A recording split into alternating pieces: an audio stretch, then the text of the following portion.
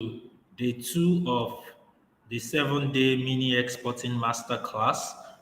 We just learned about foodstuff categorization and packaging in the previous Facebook Live class that was showed earlier.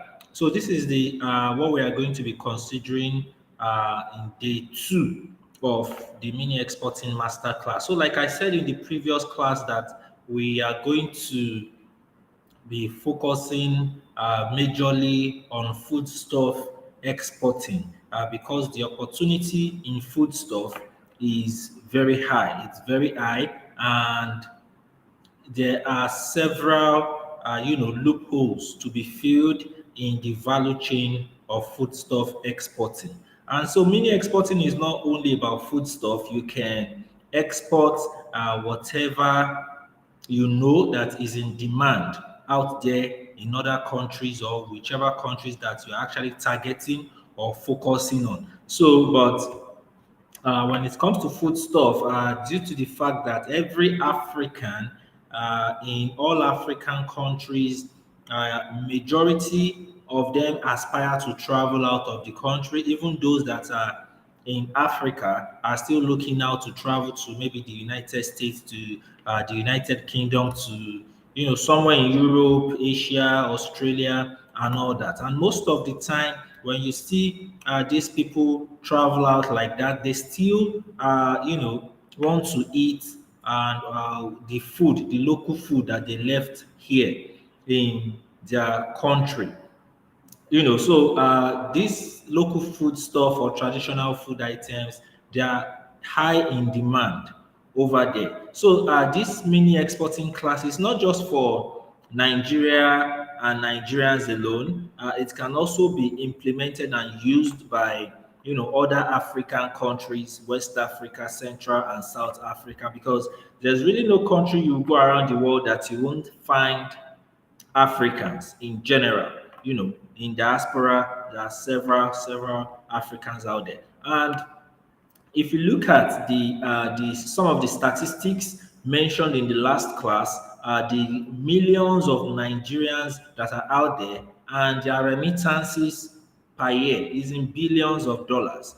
That is the amount of money that Nigerians in the US, in the UK, in Dubai, in China, the amount of money they are sending back to the country annually is a lot of money. It's a lot of money. And some part of this remittance goes into importing food stuff in their various country of residence where they are living. So some of this money goes into importation of food stuff, and by the time you look at it, there is a certain amount of money that you cannot also get from exporting foodstuffs from Nigeria to Nigerians, Africans, Kenyans, Ghanaians in other parts of the world, and that's the reason for this masterclass. So everything I'm teaching, everything I'm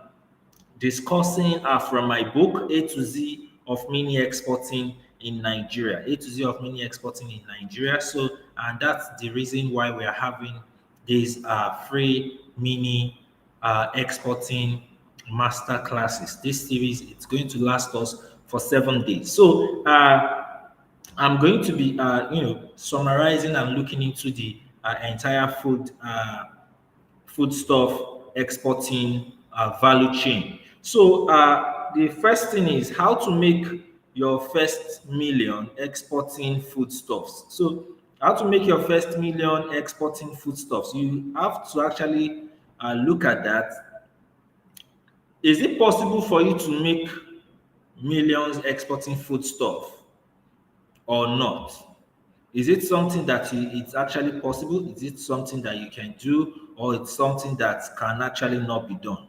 So, like I said earlier, the millions of Nigerians that are out there in other countries and the remittances they are making annually have shown that you can, do at least up to, or let me say up to 20 feet container of food items or food stuff in a year, which is equivalent to about 25, let me say 20 tons of foodstuffs.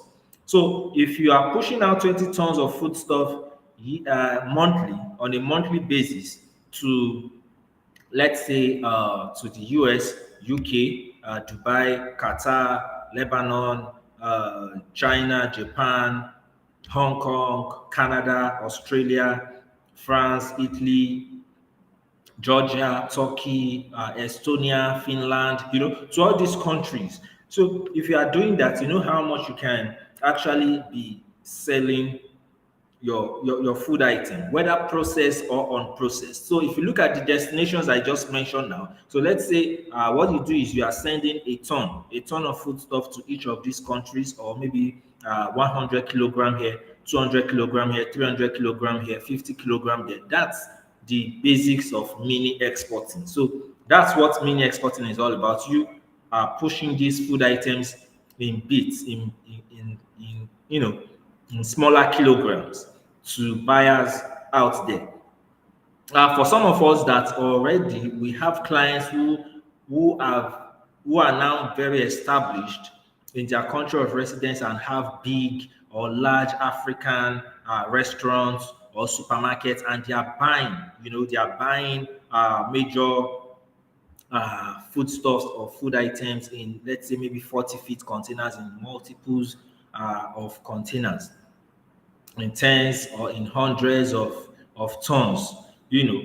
So that's still foodstuff exporting, but it's, you can't categorize that under mini exporting anymore. So it's now containerized export. But when you are still pushing within the average of 1 kilogram to maybe 2 tons of food items, you can still push those through air freight, which is mini exporting. So the concept of mini exporting is pushing out the food item within a day or two to its destination, 72 hours for it to get to its destination.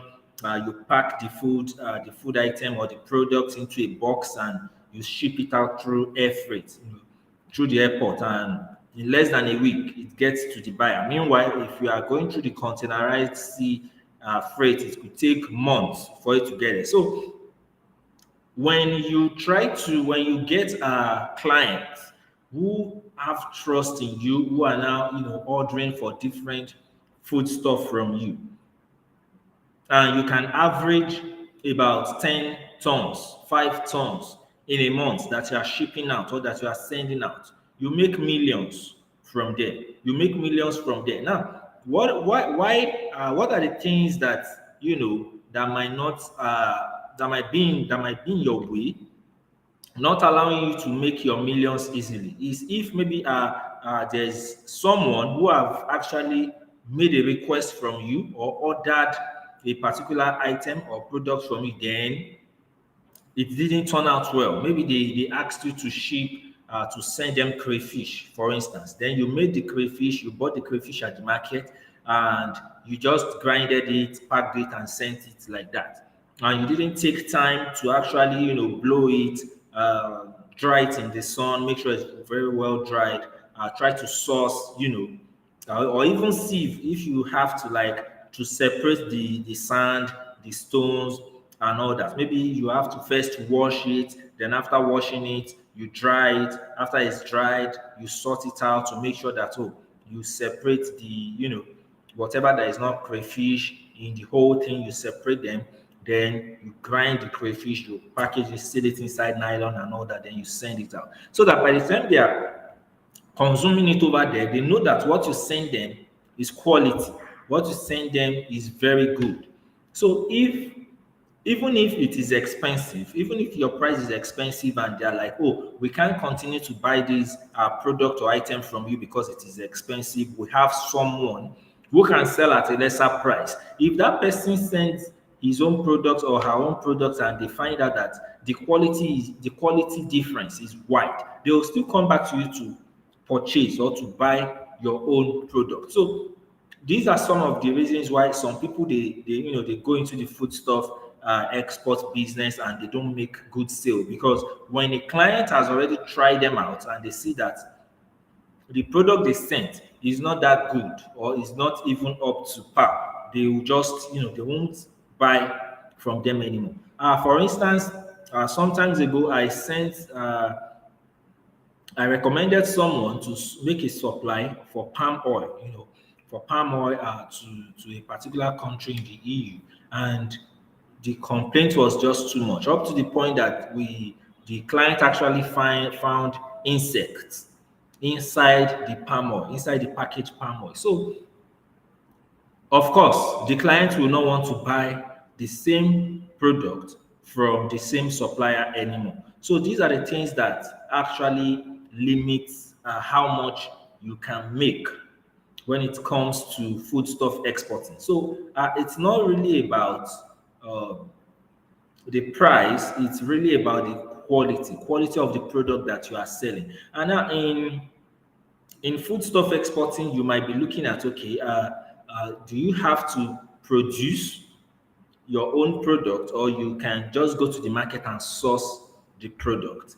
One of the things you have to look at, or you have to think about, is when you are thinking about production or manufacturing your own products that you want to be exporting out there, that you want to be shipping out, the cost of production might be very high compared to if you are just going to the market to source for the product, buy and ship, which is what most people do. A lot of my students, once they get their orders, they'll just go to the market, they'll buy, and they process the package and they ship it out there to their clients. So that gives you like an advantage over uh, your own production. Meanwhile, if you also produce, there are advantages to you producing your own food items, because it expands your brand. It gives your brand this kind of uniqueness.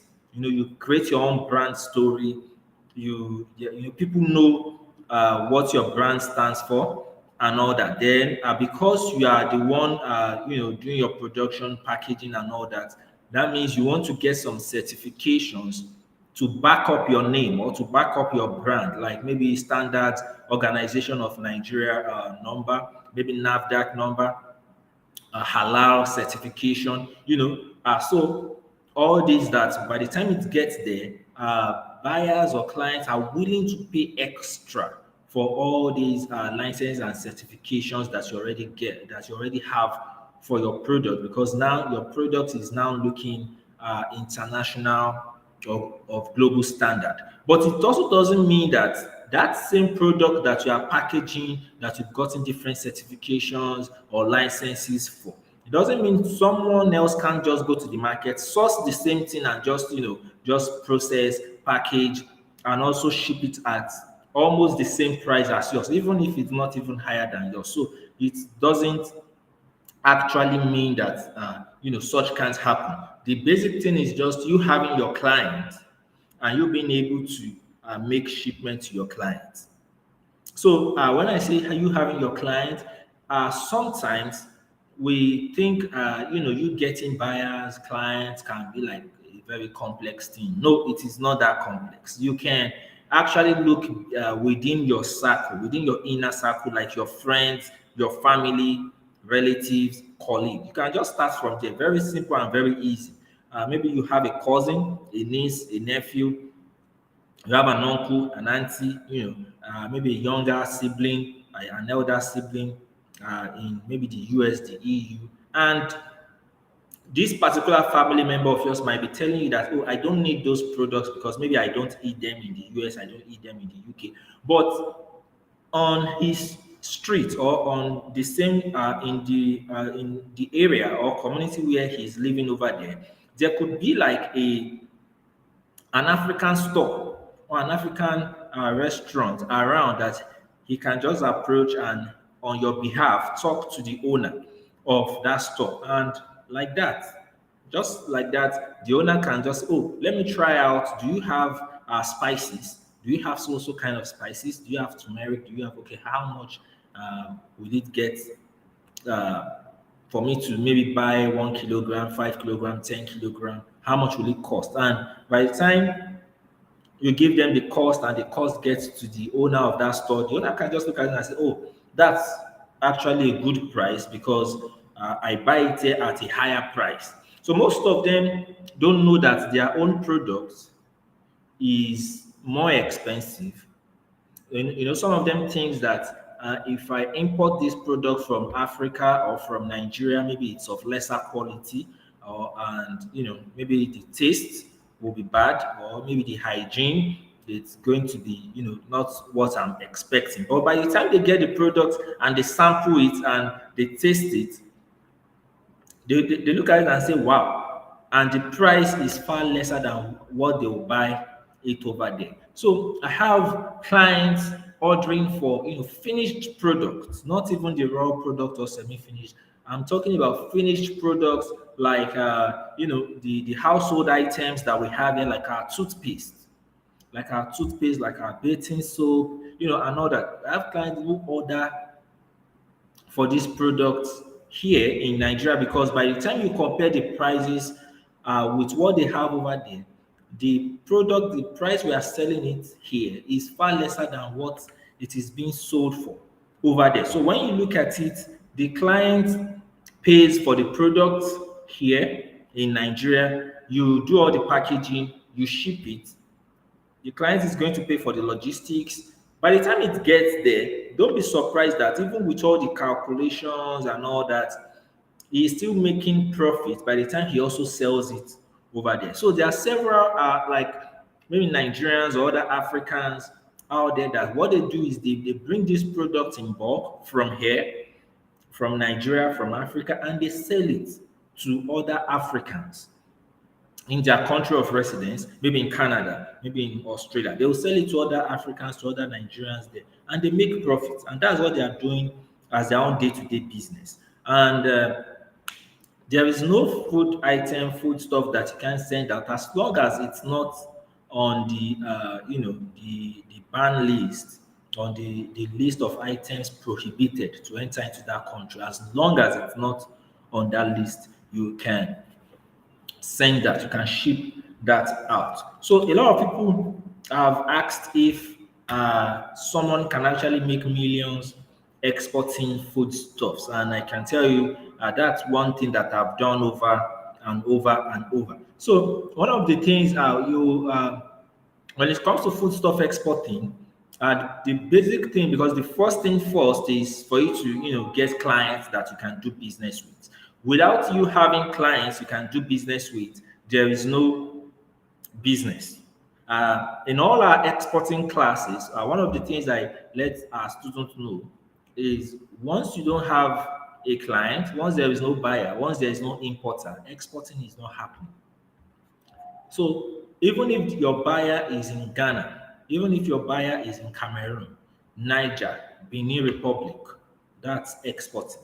You are still exporting because you are crossing borders and you can, trade in international currency, whatever the case may be. So you can make millions when you now expand your base. Either you expand the quantity or the number of the food items you now deal in, or that you can now export, or you expand your base of clients so that now you have 5 clients in the US, you have another 5 clients in Canada, you have maybe 3 clients in Dubai, you have some other clients in Manchester, you have some in Australia, you have some in China, in India, So these are things that you now need to look out for, because once you are able to benchmark the quantity of food stuff that you are doing in a month, you can easily do your calculation to know how much you are making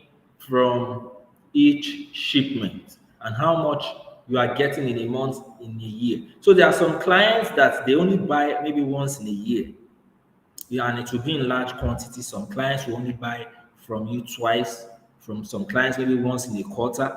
Then depending on the product, there are some products that it could be like, okay, maybe it comes out in season, and during that season you already have some people that there's a minimum quantity they want to buy from you. So all this you have to bring into play. You have to check out before you are now able to calculate how you can improve, upgrade, or scale your business to making millions every month. How do you start in the business of mini exporting? So like I said, that mini exporting is more like a subcategory of of the exporting business. So in mini exporting, it could be this jacket I'm putting on, it could be my inner wear, which is the shirt, it could be my jean trousers, it could be my footwear, it could be a piece of electronics, it could be papers, anything.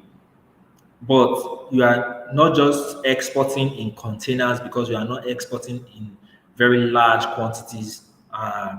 There will now be containerized export. That's just mini exporting. In which case, all you have to do is sit down, look at the food items, like from the previous class where we spoke about the food stuff categorization and food stuff packaging. Look at the video, watch the video, learn from it, then set to select the kind of foodstuffs that you really want to deal in, or you really want to be expert in. So maybe you are taking nuts, for instance. I'm just using that as an example. So maybe nuts is what you really want to sit with, like cola nuts, shea nuts, like bitter cola, almond nuts, these nuts that people buy it and they are very nutritious to the body, and they have maybe pharmaceutical properties or health enhancement activities that they do in human body, and they are in demand over the world or around the world. So this not, if that's what you now select and you say, oh, let me focus on this, then you can now get the pricing, do your calculation, how much are you sourcing it for from the market, and if you are going to sell it out there, how much are you going to sell it? Now you need to also look at the pricing, so that your price doesn't sound too high to the person that wants to buy from you, and because of that the person also say, oh, too high, let me go to the next exporter, or to the next merchant or seller. So what do you do in this case? After you're looking at the average, compute the price other sellers are selling in the country and outside the country, then you come to an average. Okay, let me sell at so price. And the next thing for you to start is to now get yourself a buyer or prospective list of buyers. That's the simplest thing to do. You go, you don't even have to go online. You don't even have to, because at first, what you are supposed to do is sit within your own confinement and look just within your space, that okay, can I make a list, just a list of 10 people that I know overseas? They are not in Nigeria, they live in other countries. So let's even say now that you are not focusing on on big name countries like the US or Canada. Let's look, even if it's African countries that you have on your list, not just Nigeria, other countries.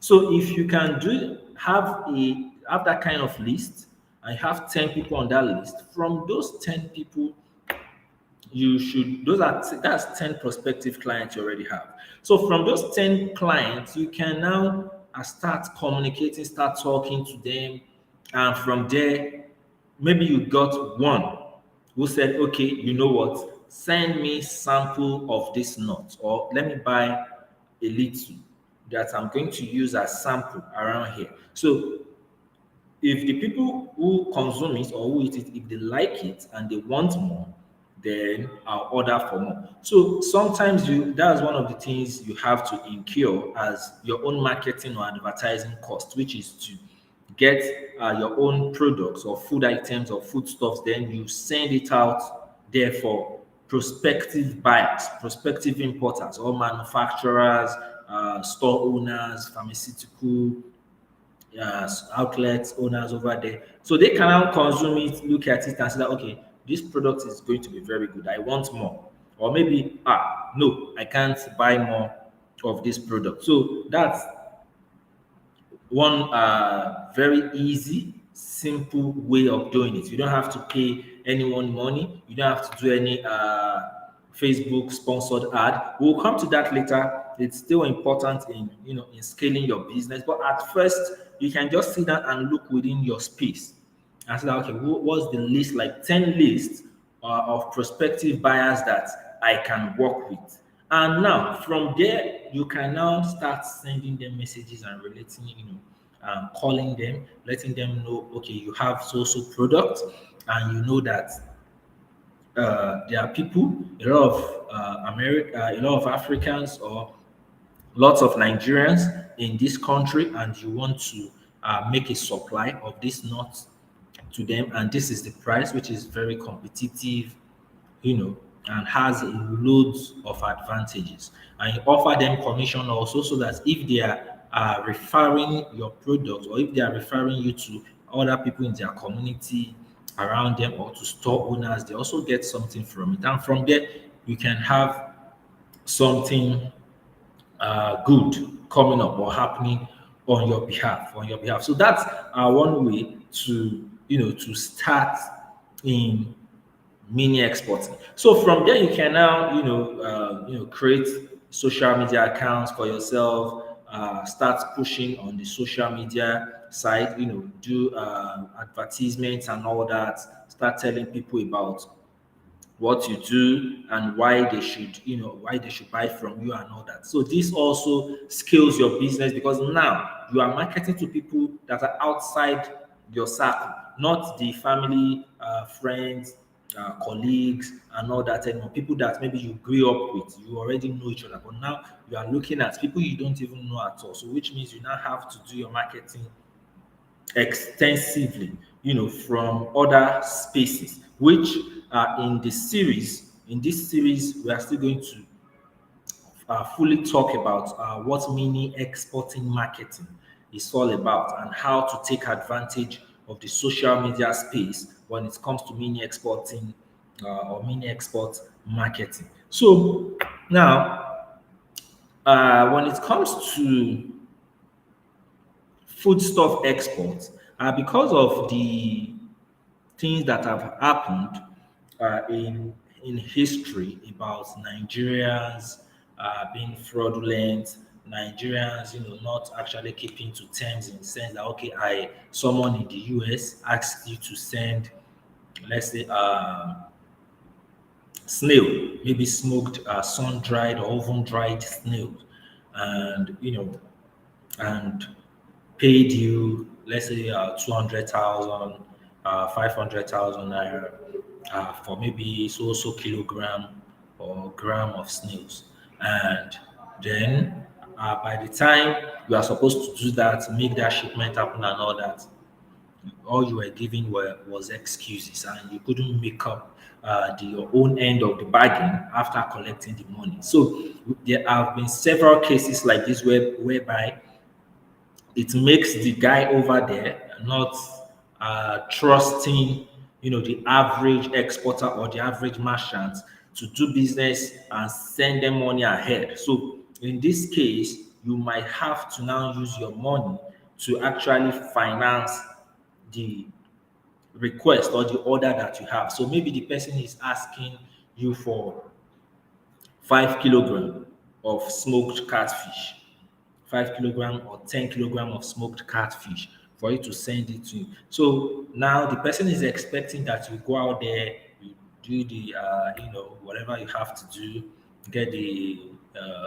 catfish, dry them, package them, seal them in nylon, send it over. So when it gets to him, now going to pay the money. So now it's now getting to a stage or a level whereby also we are having some fraudulent buyers or importers too, whereby maybe if you do this kind of deal, they might also not pay you your own money after you financed everything and sent it to them. So the risk is on both sides. So some of the things that you have to be looking out for is how to share your risk in the business, in which case you don't take 100% liability and say that I'm going to finance the whole thing 100%. So it could be 50%, as long as what you are working with is not containerized export.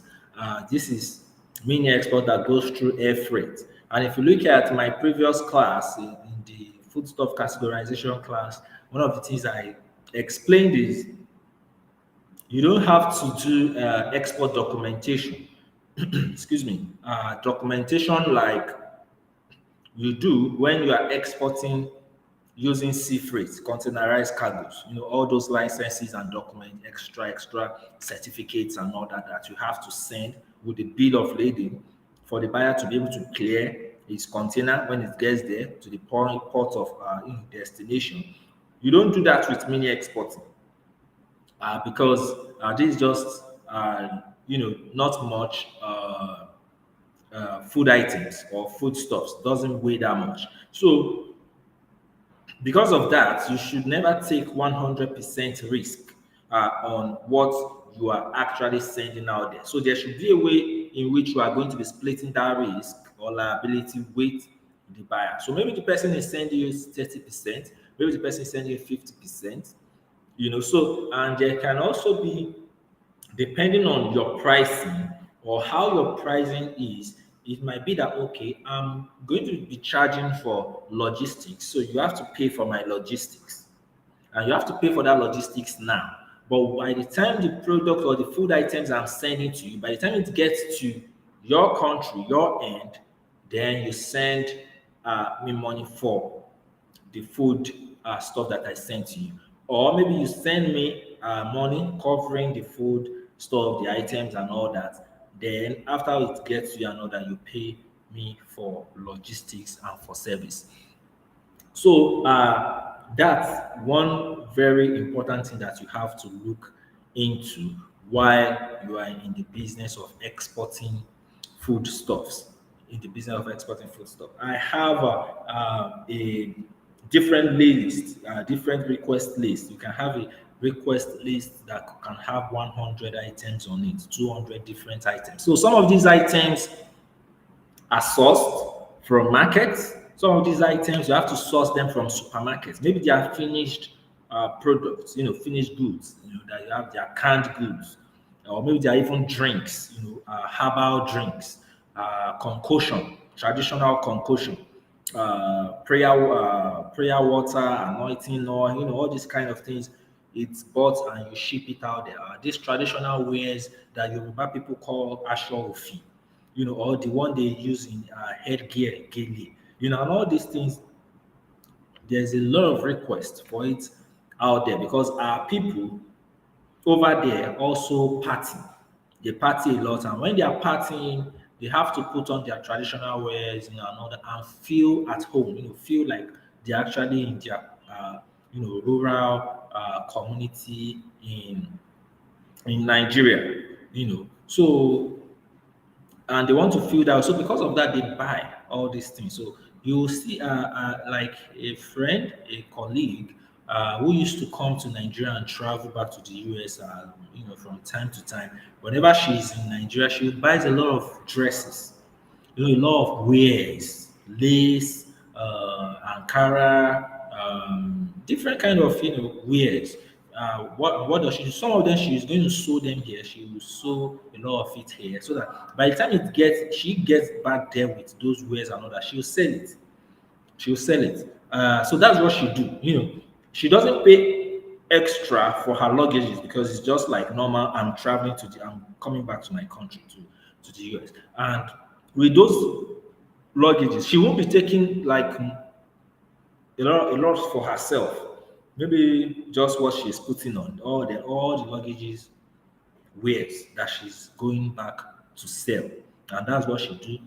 She gets money from there when she sell it at a very high rate, like very expensive rate, because she buys them in bulk. Whenever she comes here, have them sewn to different styles, different sizes. And when she's buying, because she buys in bulk, she buys at very lesser rock bottom price. But when she gets there with those, she sells at in dollars. She can be selling one piece for maybe $500, $300, $1,000, depending on the style and size. So these are things that you look out for. So even one way for you to cut logistics cost or prices is if you have someone who is always who travels a lot and the person is traveling to your destination where your client is. You can just add whatever you are sending to the person's luggage, and the person will just help you out with delivery, and that way you can cut logistics cost and more profit on your business or whatever that you are sending out there, whatever you are sending out there. So, what are the pitfalls that you have to look out for in foodstuff exporting? One major or very important thing you have to look out for is you have to make sure that whatever you are shipping out is not on the list of prohibited items. It's not on the list of prohibited items. This you can easily get with your freight agent. You can easily ask your freight agent, or even ask your client can also confirm to you that the item is not prohibited and can come into the country. So these are some of the things that you can also look out for before making a shipment or sending your goods out. So how do you source for food stuff? So like I said earlier just now, you can source in markets, supermarkets, farm. You can go to people's farm, manufacturing plant, factories, and all that. So for you to be able to get the best price. So maybe the person is buying Indomie noodles. So I exported Indomie noodles sometimes ago, and it was a lot. It was a lot, and because it was going to fill the larger portion of the container, we needed to just go to the factory to go and buy.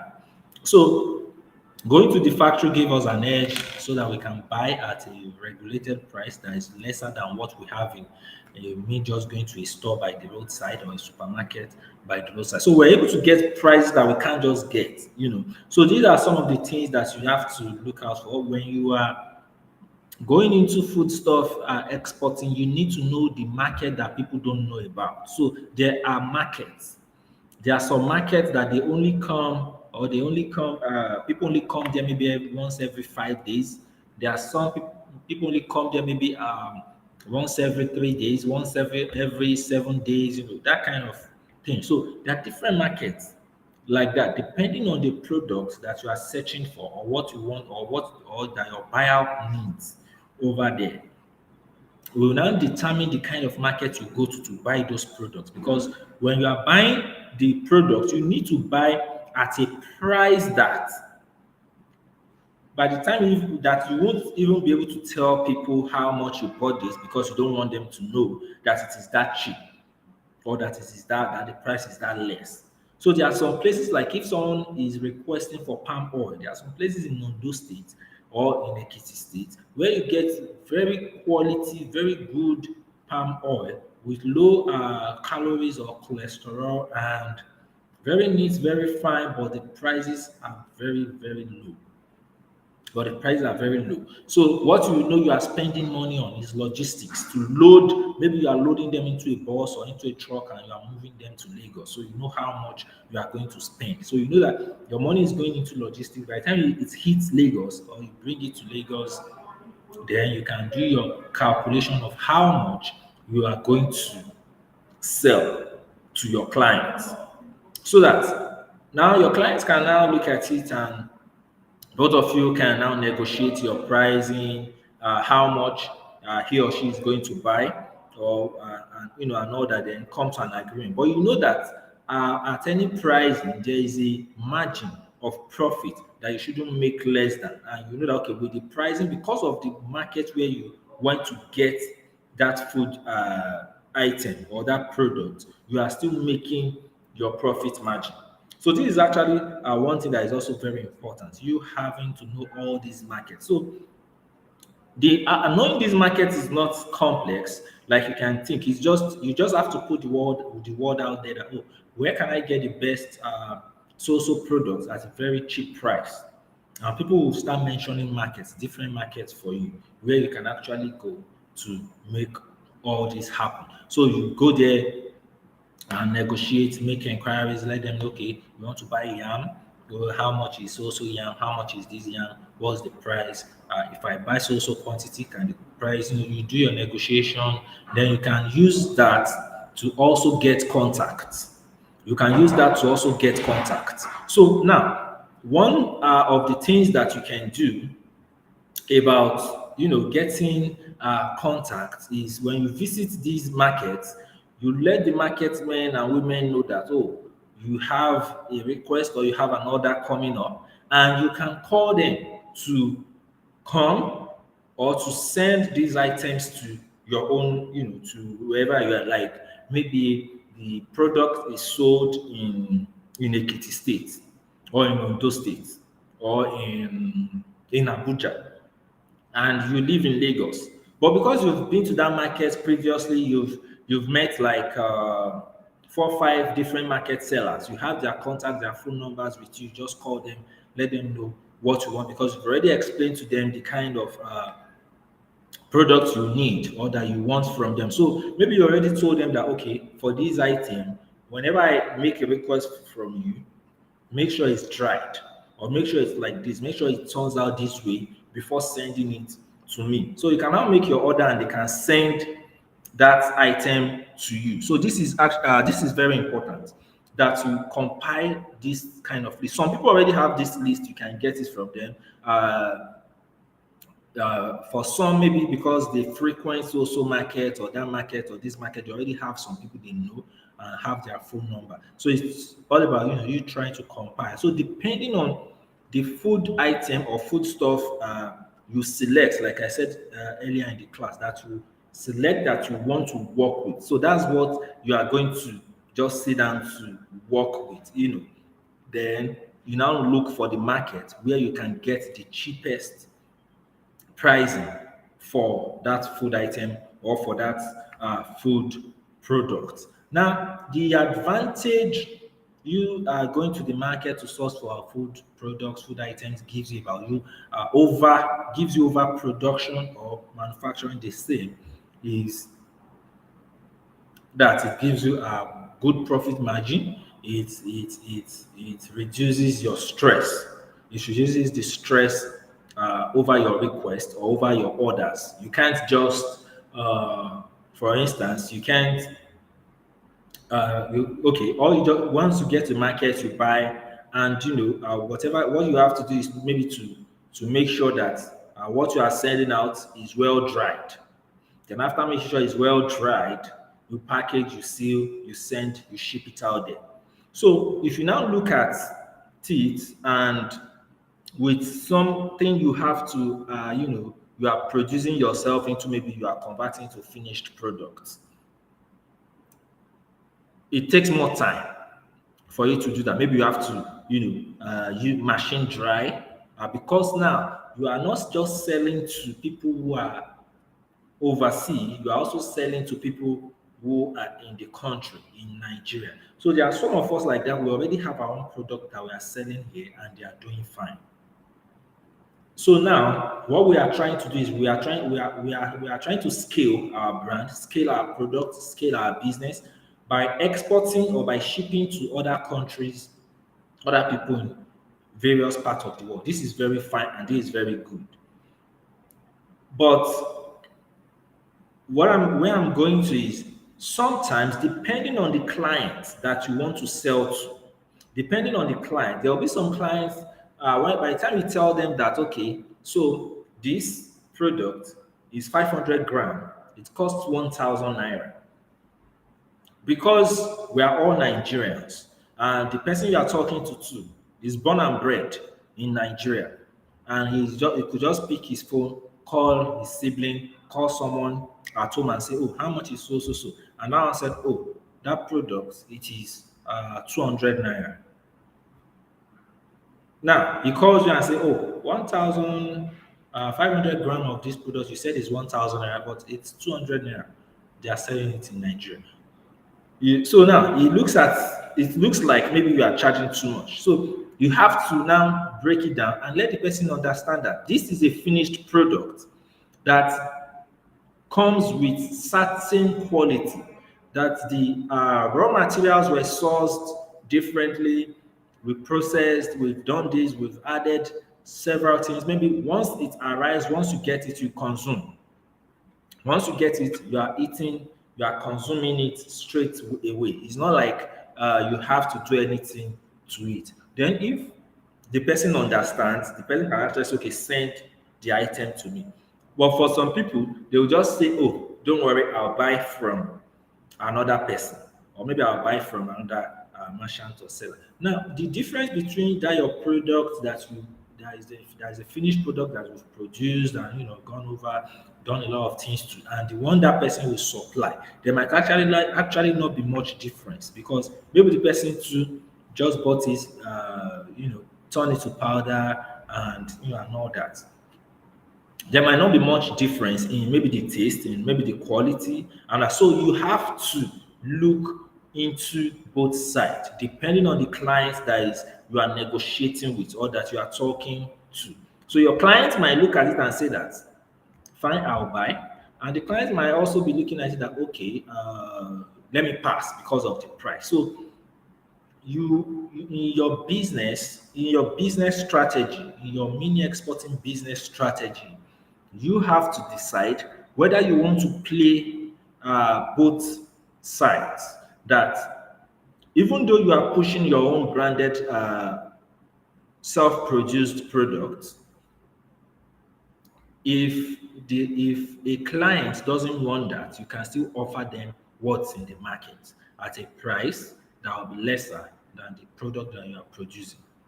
Or whether what you are focusing on is just your product that you are producing or that is manufactured by you and you're not looking at any other thing.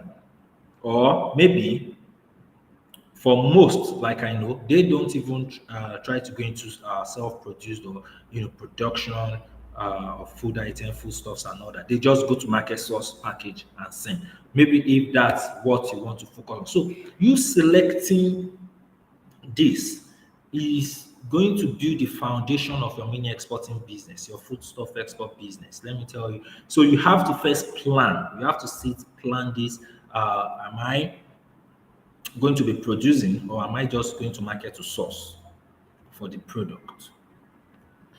Which foodstuff category am I focusing on, or am I selecting? Am I pushing? Am I going to be an expert in? So these are the things that are going to build the foundation of what your foodstuff business is going to be all about. Is going to be all about. So it's from here, it's from there that you can now say, okay, how can I build, or how can I start making millions? So these foundations are these things are the things that you have to first sit with and do a lot of thinking on. So you can, I'm going to stop here for today. We'll continue tomorrow by 4 p.m. Tomorrow I'll finish with this overview and we'll go into mini export marketing. Mini export marketing. We are still also going to be discussing how to source for buyers on social media, different other things, all the licenses, certifications, registrations that you might have heard. I'm going to be breaking everything down before the end of this mini exporting masterclass series. Now, make sure to get a copy of my book. That's how you can reach me. A copy of my book, A to Z of Mini Exporting Masterclass. An ebook goes for 20,000 naira now. Right now, we are selling a copy of an ebook for 20,000 naira. So make sure to get your copy. Make sure to get your copy. It's also available on Amazon, in Kindle, and on paperback. And we also have one of our very high-flying events coming up on the 18th and 19th of March of next month of March, called Zero to Export. Zero to Export. In Zero to Export, we are not going to be talking about mini exporting. It's not about mini exporting. It's containerized export, big time export. If you are looking at agro commodities, metals, and all that. So you attend Zero to Export. What Zero to Export stands for, or what it means is, you don't know anything about exporting. You are at a zero level of exporting and you want to become a professional, zero to export.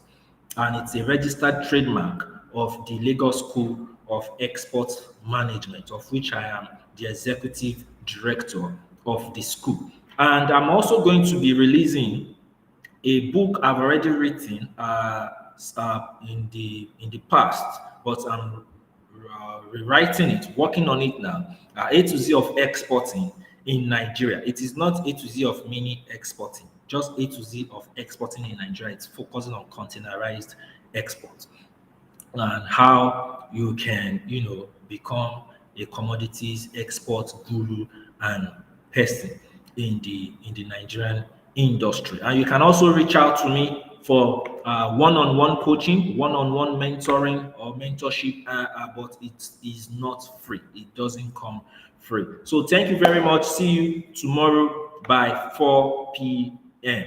Thank you.